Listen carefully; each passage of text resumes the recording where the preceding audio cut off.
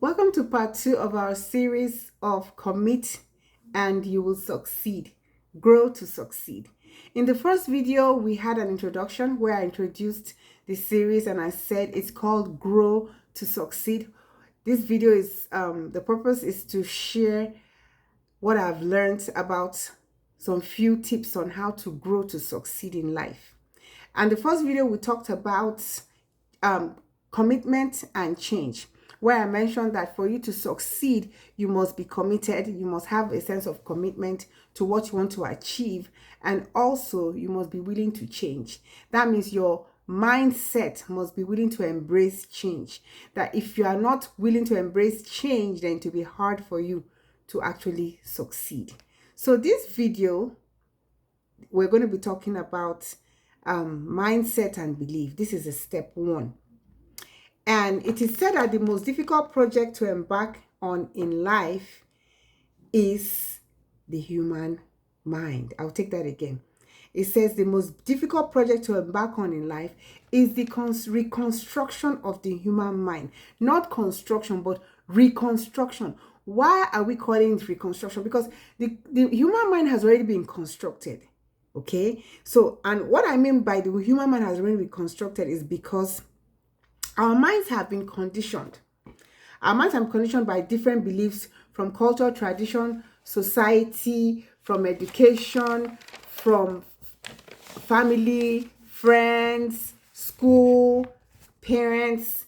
And honestly, this, I would say, is more like a major curse and a cause of limiting beliefs that hinder us from living our full potential. I'll take that again. All these limiting beliefs I just talked about, culture, tradition, family, parents, school, society, environment, all these things shape our mindsets. Because as when a baby is born, the baby is born with an innocent mind. The baby doesn't know anything. It is the environment and the society that that child grows in that actually shapes his mindset. And so as this child grows up into an adult, the child grows up with all these limiting beliefs. And these limiting beliefs most times cause more harm than good. That is why they're called limiting beliefs. And that is why I said when I started talking that the most difficult project to embark on is the reconstruction of the human mind. Because the human mind has already been constructed to think in a particular way, to act in a particular way, to talk in a particular way, to respond in a particular way. It has already been constructed that way. So later in life, when you are trying to reconstruct either your mind or someone else's mind to show them how it's actually and rightly being done, it's hard because they have already believed it to work in this kind of way. So it's hard for them to believe that that things are supposed to change to another way. Now, an example is the Israelites. Let me take for example, remember Moses was the deliverer and he was the prophet. And Moses actually gave them different laws that they had to abide by, which were, of course, the laws of God, the 10 Commandments, which they did. But when Jesus now came to introduce some new laws, which was different from what they knew, especially the Pharisees and the Sadducees, because they were stuck to the law of Moses. So when Jesus came to, not even to change the law like he said in his word, he said he came to enforce it. But he was trying to make them understand that the laws that they were obeying, the law of Moses, they were being too religious about it. And they needed to show more love and put more action according to what the commandment was saying. Not just teaching it or speaking it or judging other people about it, but that they themselves, the Pharisees and the Sadducees, that they're supposed to act those laws, but they weren't. They were so religious about the law. They looked down on every other person, condemned other people, and felt like they were the best and they were the greatest religious people and men, they counted themselves better than other people because they felt they knew the Bible or they knew the law of Moses more than other people. And so when Jesus was trying to make them understand or explain to them, they wouldn't believe, they wouldn't even give him a chance because they were already limited in their belief. They were already, their minds has already been so constructed and so adamant with the laws of Moses that nothing could change their mind towards the Lord that Jesus brought, or towards what the salvation that Jesus brought on earth. And that was how they ended up crucifying Jesus on the cross of Calvary. So I believe that, that is one good example. When the human mind has been constructed, it's very hard for it to be reconstructed. It takes the grace of God for it to be reconstructed, to unlearn what it had learned over the years and relearn new things. And don't forget, with the same example I'm making of the Israelites, the Pharisees and the Sadducees and people that were following the law of Moses, these laws has been there for years. I don't know, maybe like over 400 years. I don't know. Like, the law of Moses has been there with them for over 400 years. Then Jesus now came and was trying to, tell them that it's not supposed to be like this. They should do it like this. Oh no, they didn't want to listen. They were against Jesus. They fought him. They cursed him. They did everything they could do until they killed him. Okay, so that is what I'm saying. But you see, what we're talking about here is the limiting beliefs. And the limiting beliefs that hinder you from living your full potential are things like, I am stressed, I am anxious, I feel fear, I am overwhelmed. Then procrastination too plays a major effect on people's lives when it comes to, doing things that they're supposed to do. Worry is another big deal. People worry a lot. I know I worry a lot. I've been working on myself not to worry too much. I have actually reduced worrying. In the past, my middle name was Worry. But thank God, I don't worry as much as I used to worry. Thank God for that. So worry is another problem that, we face when it comes to limiting beliefs, because when we worry too much about things, it's like you are limiting God's work. Because God told us in the Bible that we should not worry about what we eat, what we drink, what we wear. God said that he already knows all these things even before we ask for it. He said we should seek his kingdom first, and every other thing and his righteousness, then every other thing will be added unto us. But oh my God, do we listen? No. We humans, we worry a lot. Worry about food, worry about water, worry about light, worry about clothing, worry about money, worry about children, worry about family, about wife, mother, husband, just name it. We worry about everything. But God said we should not worry. Okay, now these are limiting beliefs. Like I said, when you worry, it's like you are limiting the works of God in your life. God said, do not worry, so that he can help you to overcome whatever it is that you're going through. Then another limiting belief is comparing yourself to others.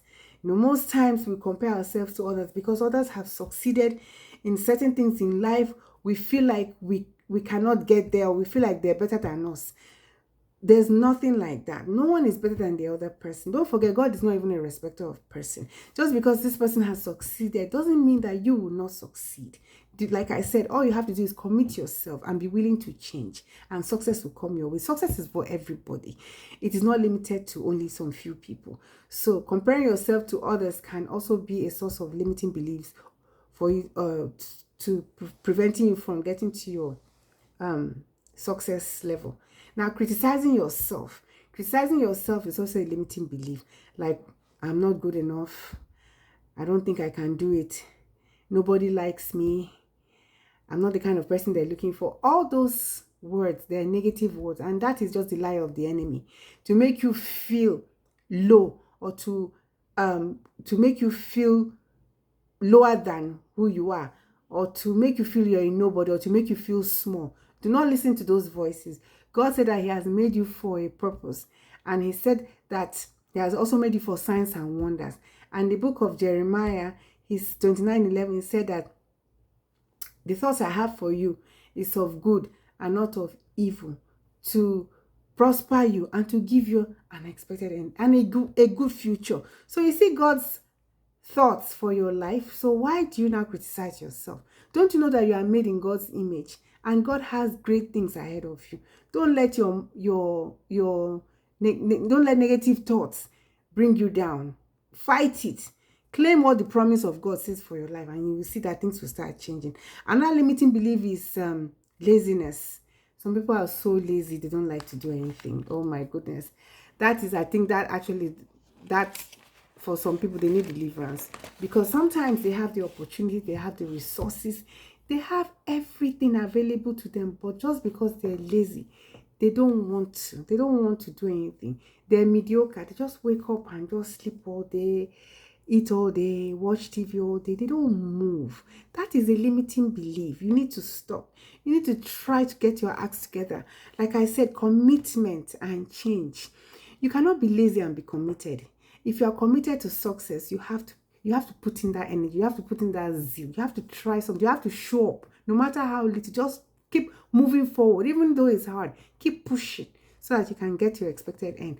Yes, another limiting belief is like, I don't have enough time.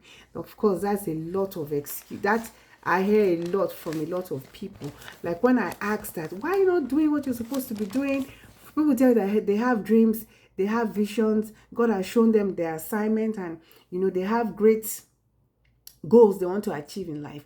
And the question is that, why haven't you started pursuing them? They go like, oh no, I don't have time yet. I'm still busy doing other things. Don't forget that time is not going to be here forever. Time is just for a limited period. From the day you were born, time starts counting up until the day you die. Now, the day you were born and the day you die, that is what we call time. And time is life. Without time, you cannot live life. Without life, you cannot live time. So once you have identified your calling or whatever it is that God has put you to do on the surface of this earth, it is important that you use your time wisely. Don't say you don't have time. Please create time out of no time so that you can fulfill your purpose in life. Another limiting belief is, I haven't made up my mind yet. Okay, I will classify that one to under procrastination. A lot of people procrastinate, and that is where I haven't made up my mind yet comes in, because you are still thinking. Why haven't you made up your mind yet? What is stopping? What is holding? You are procrastinating. I'll make up my mind tomorrow. I'll think about it. Give me 2 weeks. 2 weeks will pass. Have you thought about it? I'm still thinking about it. Give me another 2 weeks. And that is how you keep going and going. Before you know it, is 5 years. And if you had actually started that thing 5 years ago, you'll have been a professional. You'll have been a master of what you are doing. So we do waste a lot of time procrastinating, because we keep saying we haven't made up our mind yet. And for me, that's just a flimsy excuse. Making up your mind is not that, for me, I would say it's easy. It's not that hard.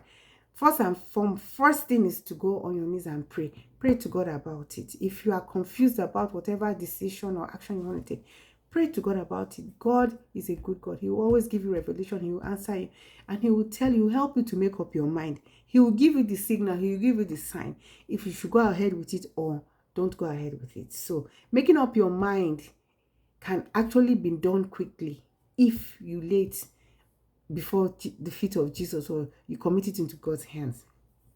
Then another limiting belief is, I am not built for this. That's just like what I was saying the other time, criticizing yourself. I'm not built for this. Everyone is built for greatness. Everyone is built for awesomeness. Always have that in your mind. All these things are mindsets. They're beliefs that you have to hold on to. You are built for greatness. Whatever it is that God has put in your heart, that's what you are built for. So don't bring yourself down and say, this is not for me. Yes, I'm not saying everything has to be for you, but there's you know in your heart that there's that one thing that you are good at, and that is what is meant for you. So if you feel that that thing is not what God has built you for, you may be wrong. You may be wrong. If you are good at it and you find comfort, your passion, and there's just this inner feeling in your heart that just keeps telling you to keep going on, and every time you're doing whatever it is that you're doing, you feel some kind of fulfillment, then that is what you are built for. Okay, so have it in your mind that you are built for greatness. Then another limiting belief is, I don't have enough money. Yes, that is actually one of the biggest limiting beliefs in life. I don't have enough money. And honestly, do you know that great things start small? Great things don't start big. Great things start small. Go and check out everyone that has a story of greatness. They started small. They started from somewhere. Like I said, instead of focusing on the whole staircase, first focus on the next step. Great things start small. People complain a lot that they don't have enough money to start up their project, their assignment, their calling, their dreams. I totally understand, but the truth is that you can start with what you have. You don't have to have $1 million before you start that project or that business or that assignment or whatever it is that God has called you to do. Even if it is $10, even if it is $100, even if it is five, whatever it is that you have, start with it. From the little ones that you start with, then greatness will come. Have you forgotten that saying that the journey of the lifetime starts with one step? What about little drops of water makes an ocean? So you see, and also there's a place in the Bible that says that you should not despise the days of little beginnings. So can you see that everything starts from small and it grows into big? And even in the book of Proverbs, there's a place that says that when you start saving, save little by little, eventually whatever you save will now be big. That's if you get someone, the scripture says that one that gathers little by little eventually will have much. So even God is in the business of you starting small and eventually growing big. So the excuse of saying I don't have enough money, the truth is that there will never be enough. I'm not saying that negatively. What I'm saying is that money is something that some people always need more and more. Even if you have $1 million today, I can bet you a time will come that $1 million will be too little, because you'll be thinking of bigger projects and bigger things that you need to do, and that may maybe cost you 10 million. So if you have a project in your heart that you want to do, or a business you want to start, it's probably going to cost you like 10 million naira or whatever, or $10 million, and you have 1 million. Can you see that money is not enough? So that's why I mean that money always grows. So if you are waiting for to have all the money in the world, it may not really happen soon. So please, whatever you have now, start with it. Start with it so it can take you to your next level. When you get to next level, you use what you have again to get to the next level. And that's how you keep growing. Before you know it, you become great. Then another limiting belief is, what will people say? Oh yes, that one is also a very, very big problem. A lot of people depend on people's opinions over their lives.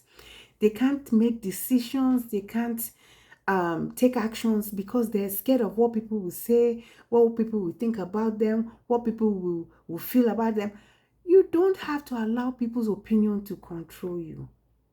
No. If you are at the mercy of people, that means they will be the controller of your life. If you cannot lead your life by yourself, if you have to depend on someone before you take decisions for your life, then that means you don't have a life. That means automatically other people will be leading you. Other people will be telling you what to do. You will not have a say in your life. And what's the essence of you living life and you don't even have control over your own life? And other people are controlling your life.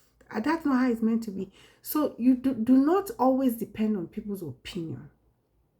The truth is that do what you know that is good for you. As long as you know that what you are doing is positive and it is what you've been called for and it's what's leading you to your greatness, keep doing it. The truth is that people will always talk.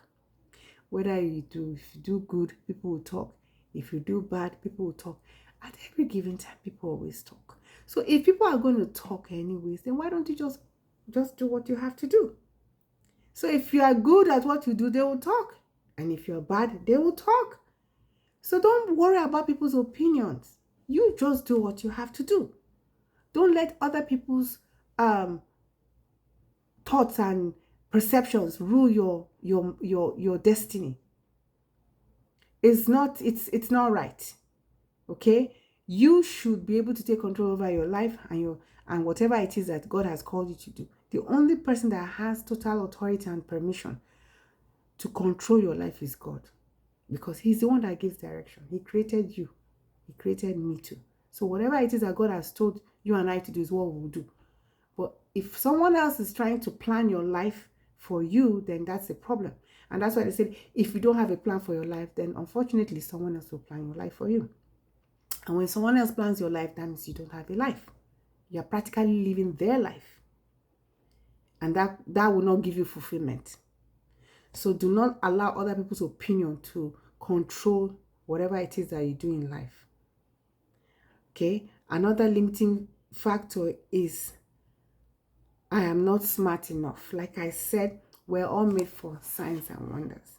The truth is that, yes, we have different level of intelligence. We have different level of thinking and wisdom. But have you forgotten that God made us in his image? And for every person, God gave a gift.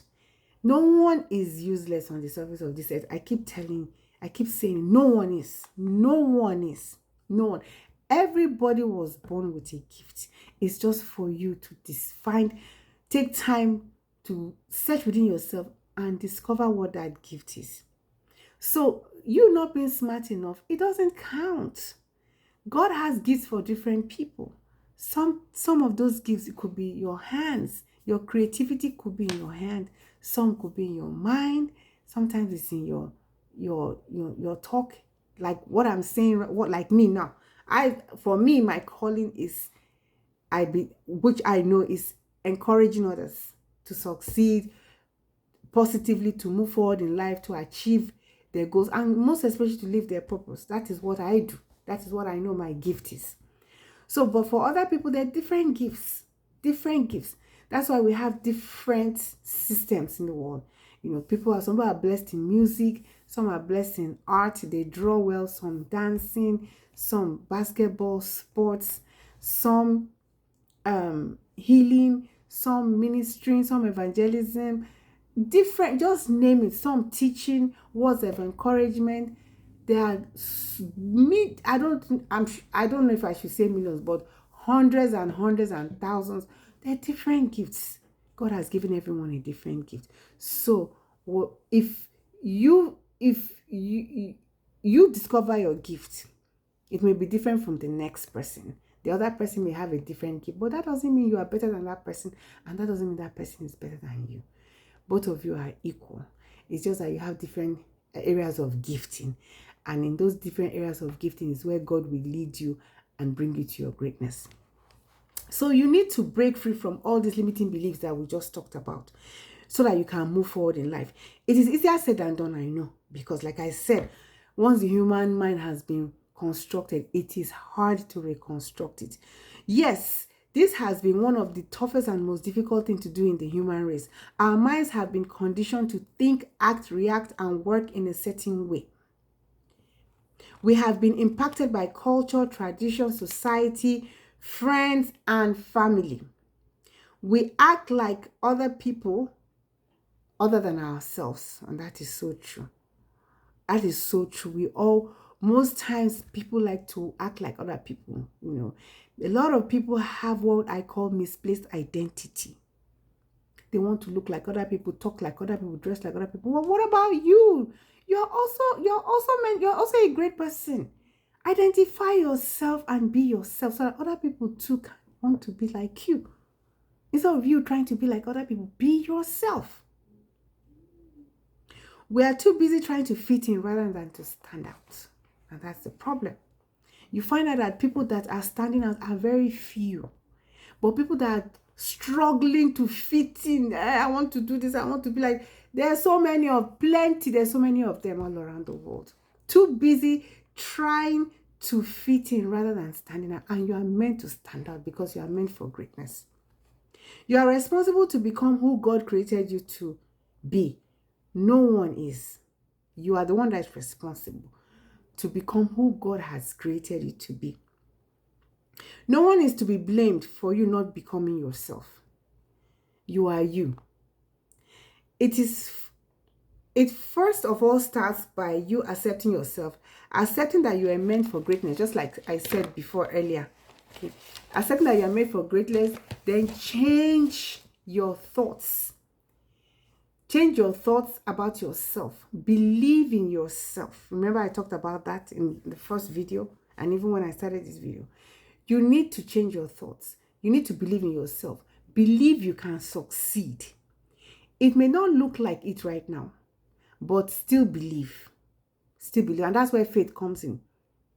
You know, say faith comes by hearing and hearing by the word of God. That means faith is believing on something, is you believing something that hasn't come into existence yet. It's not yet a reality, but you know it will come. You believe it because you've already seen it inside your mind that this is how it's going to be, or this is who you are, or this is what you're going to achieve. It hasn't, in fact, nothing has happened yet. Everything is still quiet and everywhere is still blank, or the vision is still blurry, but you are convinced in your spirit that this thing will succeed. That is faith. That is faith. So believe you can succeed. It may not look like it right now, but still believe. It all starts from you. Abraham Lincoln said, give me 6 hours to chop down a tree, and I will use the first 4 hours to sharpen the axe. I'll take that again. That was a quote from Abraham Lincoln. He said, give me 6 hours to chop down a tree, and I will use the first 4 hours to sharpen the axe. Now, what does that mean? It means that if God has given you a gift, that is skill, okay?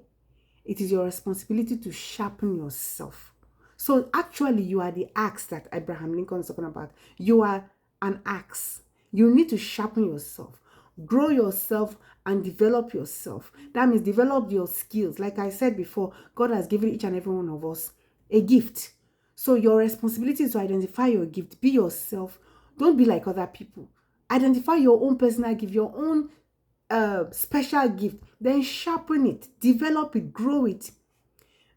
You need personal growth and development to do this. Personal development is a guide tool that will help you break free from all those limiting beliefs and transform you to self-discovery and your path to success in life.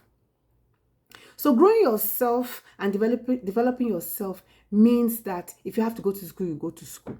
If you have to run a course or a certification, go ahead and do it. You need to grow yourself, develop yourself in that thing, whatever it is that you have been called. Are you a doctor? Are you a nurse? Are you a lawyer? Are you a pastor? Are you a teacher? Whatsoever it is, in any area or aspect of life that God has called you, go ahead and build yourself up. Your personal development starts with commitment, like I said in the first video. Are you willing to commit yourself to develop yourself? Because that is where it starts from. No one can grow and develop except you. You are the only one that can grow and develop yourself. And you have all that it takes. It's just that you don't know it. Let me ask you a question. Does just sitting inside a car take you to your next destination? Imagine you buy a brand new car now, you go inside, you are excited. You have the keys of the car in your hands, but you sit inside and you go like, oh wow, this car is beautiful. Okay, car, please, can you take me to the next bank? Can you take me to Bank of America? It's 2 streets away from here. Well, I'm sure technology is coming up already, whereby you don't even have to turn the key of the car, and you could just talk to the car and the car will take you there. But well, with this present day and age, I know we still have cars. We have more cars that use key to start than you. Those robotic cars, I'm sure they are around, but they haven't submerged the society yet. So we still use keys. Okay, so can just sitting in a car take you to your next destination? No. You have to start the car engine first, then drive the car to your destination. Otherwise, the car will just be sitting there with you in it. True? In other words, you need to drive yourself to reach your success goals in life. The driver of the car committed to driving. That's why he was able to get to his destination. So that means you have to drive yourself to whatever it is that you intend to achieve in life. I was listening to a sermon by Joshua Selman, Apostle Joshua Selman, and he said that your destiny does not come to you, that you have to go and get your destiny by force. And I was like, wow, that's an eye-opener. Your destiny doesn't come to you. You have to go and get your destiny by force. That means you are the driver of your car of destiny. You are the driver of your destiny. You have to commit yourself to driving yourself to achieve whatever it is that God has asked you to be in life. If you just sit down there and do nothing, you may not achieve it. You may have all the information and knowledge of what you're supposed to do, but if you are not willing to drive yourself to achieve it, then you may be there for a very long time. So you have to commit yourself and drive yourself to succeed. Same as if you want a six-pack ab. You need to sign up at the gym and show up every time to exercise. If not, you will only end up with one pack. Also, you only end up with one pack of abs. So you see how it is important that you have to find a way to drive yourself to whatever it is that God has called you to in life.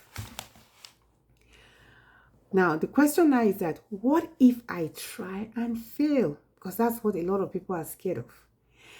Failure. Failure. That is one major problem and one major limit in life. Failure. What if I try and fail? Let me tell you something. Failure is success turned inside out. Without failure, you cannot succeed. Failure is actually the pathway to success. So do not be afraid to fail. I know we don't like fail. I don't like to fail too. Nobody likes it. But I have come to understand that it is part of what will take you to your next level. It helps you to grow. So if you try and fail, still commit. No one said life was a bed of roses. No. Life is not a bed of roses. Jesus said, in this life, you will encounter trials and problems. But he said, be of good cheer. I have overcome. No one promised a problem-free life. You have to pass through it and succeed by committing. The Bible says, when you pass through fire, I will be with you. The Bible said that when you walk through the waters, it will not overshadow you, overwhelm you, or overcome you. Now, if you take note of that scripture, it said, when you pass through fire, I will be with you. In other words, God will not allow the fire to consume you. He said, when, not if you pass through fire.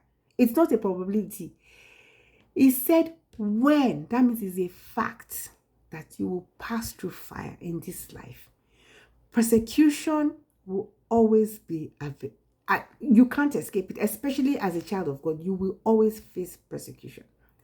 And through your persecution, yes, you can term them as failures because, those are the hard times in life where things may not go right. Things are not going the way you plan them to go and all that. Yes, but do not give up. Still commit, because it is through that journey that you end up attaining success. Remember, also the Bible says when Jesus says that when Jesus brought salvation to the earth, Jesus was committed to his purpose and assignment. Despite all the persecution he faced, he still fulfilled his assignment. The Bible said that for the joy that was set before him, he endured the cross. For me, I think that is just the crown of everything, honestly speaking. When it comes to failure, persecution, problem, trials, tribulation, struggles, disappointments, just look at that scripture. It says, for the joy that was set before him, he endured the cross. So even Jesus had to go through some kind of hardship before he got his reward. And what was the joy? For the joy that was set before Jesus, Jesus endured the cross. What was the joy that was set before Jesus? One, he became, I don't even know what to say, like God's assistant. He was set on the right hand of God. He was set to seated at the right hand of God. God made all his enemies his footstool. then every name in heaven, on earth, under the earth, in the sea, in the water, in the air, everywhere bowed to the name of Jesus. Jesus became the ultimate, and God gave him all power and authority. And no one can come to God except through Jesus Christ. Oh my goodness, look at that. The highest position in the world God gave to Jesus. But guess what? He didn't just get it just like that. He had to endure the cross. He had to go through that hardship. He had to go through that persecution. So do not allow failure to stop you or hold you or limit you. God has already shown us an example by sacrificing his one and only son Jesus to come to life, to show us how it's been done. So all we're supposed to do is just to follow his footsteps.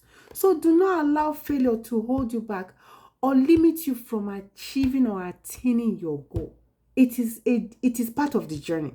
So enjoy it. Let it be. It is part of the success process. Without it, you can't succeed. So let it be. Embrace it when it comes. I know, yes, it may be tough. It may be hard. It's not convenient. I understand. It may be horrible. It may be mentally depressing. I get it. I know. I am a victim of hardship. I've been through hell on high waters in this world. I've been through a lot. I've had a lot of challenges. I've faced a lot of problems. I've faced a lot of persecution. Even till today, as I'm talking to you, don't think life is not like free for me. I'm still going through it. But guess what? I'm strong. Because like we said, for the joy that was set before Jesus, so I see the joy that God has set before me. I know where God is taking me to. So this is just my steps, my process to get into my success level. So I want you to also think like me. Have that mindset that whatever it is you're going through is for good. God's plan for you is for good, and not for evil. But the truth is that you have to go through the fire. You have to go through some kind of persecution. You have to be tried like I would say for like gold. You know, gold goes through fire before it's being molded and it looks so beautiful. So, you know, first when they get gold is dirty, or any kind of jewelry, or should I say any kind of valuable ornament. It could be pearls, it could be diamond, it could be gold. All those minerals, they go through fire. They have to be cleaned first, then they go to fire and they're molded. They heat them into different shapes, you know, before it comes out and it looks so beautiful. Like, wow, beautiful gold earring, beautiful gold necklace. Wow, nice.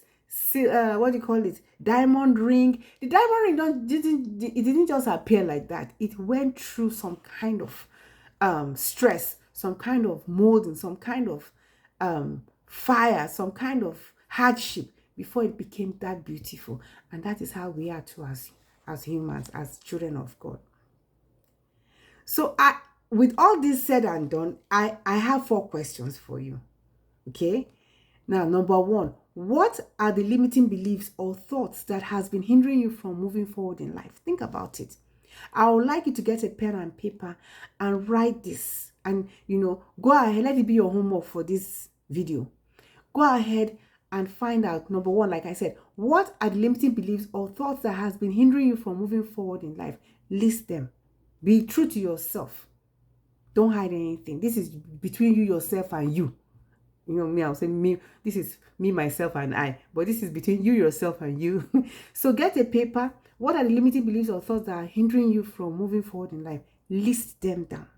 Okay. Number 2, how many years have you been experiencing this blockage? How many years has this limiting beliefs been limiting you? Calculate and see how far this thing has been holding you and how far it can still hold you if you don't let go or start fighting it or working against it so that you can move on to your next level. Number 3, why do you think it's important for you to free yourself from your limiting beliefs? Write that one too down. Why do you think it's important that you free yourself from your limiting beliefs? Because honestly, I won't lie to you, your limiting beliefs are like, it's like a mind prison. It's like a prison of the mind. It puts your mind in a cage. It doesn't allow you to think beyond where you are, what you doesn't allow you to progress. It's a thief. It steals from you. It steals your time. It steals destiny. It steals everything that's supposed to make you move to your next level. It limits you. It holds you down. It suppresses you. So the question is, why do you think it's important for you to free yourself from such limiting beliefs? Very important. Then number 4, which is the final question, it says, what do you think you will benefit if you stay committed to achieving your dreams and goals in life? In other words, what do you think you will benefit if you let go of these limiting beliefs and commit yourself to achieve that beautiful dream and that beautiful goal and that vision that you have in life? What do you think will benefit you? Of course, it will benefit you a lot now. Greatness. So, like I said, get a paper and a pen, write down these questions, answer them, and ponder over them. And while you do that, I believe that God will give you wisdom, knowledge, and understanding. And I'm sure from that point, you'll start having a change of mind and start moving on to your next level. Until then, I'll see you in the next video. Goodbye and stay blessed.